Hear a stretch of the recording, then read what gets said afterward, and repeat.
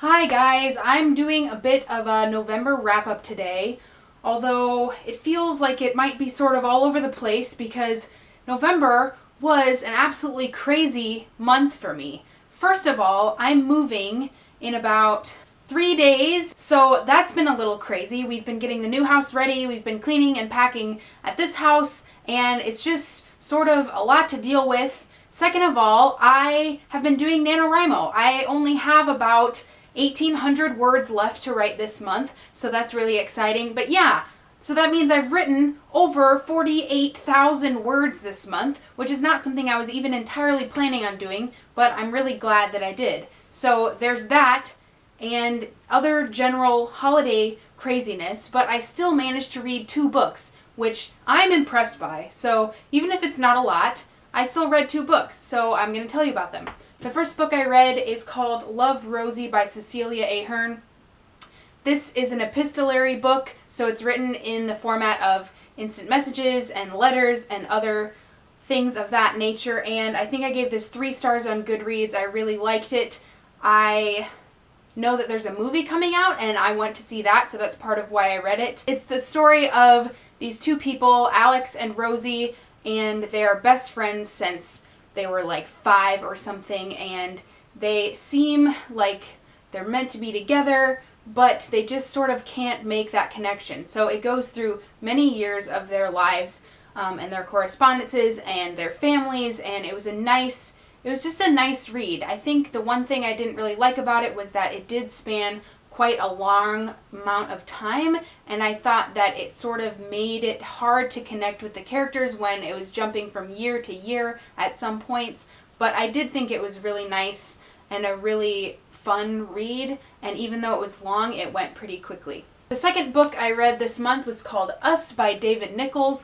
This is a book that I saw reviewed by Charlotte at RamblingsOfAnElfpire, and I thought it sounded really good.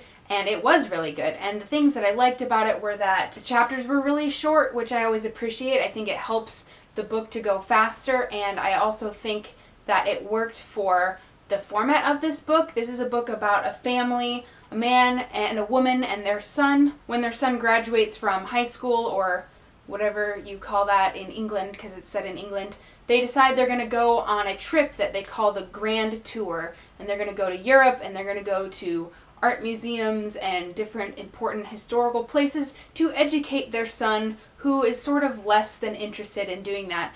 And at the same time, it features flashbacks to the beginning of the relationship between the husband and the wife, and so you sort of see a dual narrative of the current day and this trip that is going pretty disastrously, as well as the beginning of their marriage, which started out really well, and then you're just kind of left with this story to figure out what is going to happen to this family, if they're going to stay together, if they're pulling apart, and what is going to happen. And I really, really loved the first person narrative. I thought the voice was really strong, and I felt like I knew him really intimately. It's told from the perspective of the husband. I just thought it was really pleasant, and I also love travel books, and there was tons of travel in this, so definitely really good. These 2 books were actually sort of similar in some ways. Definitely a lot of relationship themes and a lot of like what it means to be friends with someone, what it means to love someone romantically, and what it means to be a family. So definitely 2 books that I would recommend.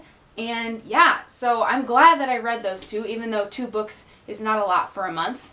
And I think the last thing I want to show you is just something sort of fun. One of my favorite books is Anna and the French Kiss, which I actually don't have right now because one of my friends is reading it, but there's 2 more books that sort of are companions with that. I'm sure you've heard of these books, but the first 2 books in this sort of trilogy companion set were published in hardcover with a cover that's different from the last book, Isla and the Happily Ever After, which looks like this. This is the original cover for Lola and the Boy Next Door, which is the second book. I entered a contest on Twitter with Stephanie Perkins and her publisher, and I actually won new dust jackets that match. So I can put this over my copy of Lola and my copy of Anna, and they will match like this. So I just thought that was really fun, and they're also signed. This is the Anna one. It's signed by Stephanie Perkins, which I didn't even know was going to happen. I'm really pleased that I can now have these